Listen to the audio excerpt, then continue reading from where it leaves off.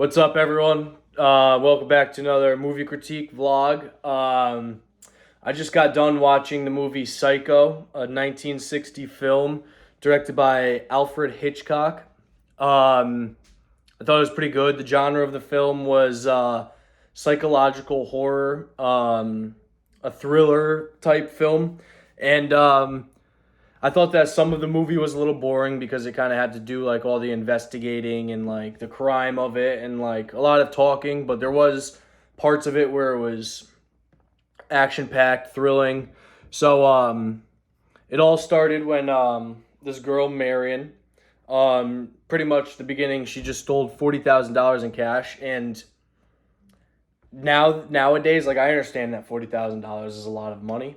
Don't get me wrong, but they were kind of making it seem like $40,000 was millions. And in 1960, I'm sure it was.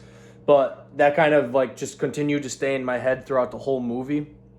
And I realized like as the film was going, it really didn't mean anything to do with the $40,000. But anyways, so she stole the $40,000 and now she's on the run. She has like a boyfriend that she wants to get married to, but can't because he has another wife or ex-wife that he owes money to. So that guy's name is Sam. On her way to the run, or on the run, she stops at this scary hotel type place. I don't know what else. And it was just weird. There was like stuffed dead animals like all around it. Like there was a huge house in the upper corner that was a big part of the movie. That's where the guy Norman lived in, the one that worked there. And it was just weird. It was run down. It was like abandoned, just creepy. And so they're kind of connecting, like just talking back and forth. Norman gives her a room, the first room. He's a weirdo. You could see right when she walks into the room. He like runs in the back of his little office and goes in the peephole that he has drilled through the wall and like watches her like get ready for a shower. And as like she's showering, this it's like whatever the scene, and a lady opens up the curtain and stabs her to death like a bunch of times. Like he misses a few times, but he still stabs her, gets her pretty good a few times. Then it shows Norman. He was like, no, mom, meaning that his mother did that. And he cleans up the crime scene, puts all of Marion's belongings in the trunk of her car, and then puts drags the car into a swamp in the back of the hotel type thing. Knowing that she's gone, Marion's sister and Sam were worried because everyone's saying that she stole $40,000. They don't know what's going on. So they get a private investigator to pretty much figure out what's going on. The investigator goes to the hotel. He made it that far. And he kind of just got like the bare minimum out of Norman. Like he was investigating him, and it was like, or interrogating him. And he was obviously nervous. Like he was just, you could just see that he was like stuttering. He didn't really know what to say. He was just like being very broad. So the investigator was asked to leave by Norman. He comes back the next day and he walks into the house. And he kept saying the day before how he needs a warrant to like talk to his mother because he saw the mother. And he just walks right into the house the next day, and then as he's walking up the stairs, a door creeps open and he gets stabbed right in the face, falls down the stairs, and then it cuts scene to like Norman like all cleaned up right in the same spot where he put the car with Marion in the swamp. So you can, for whatever. Then Sam and Marion's sister are getting really worried. Marion's gone.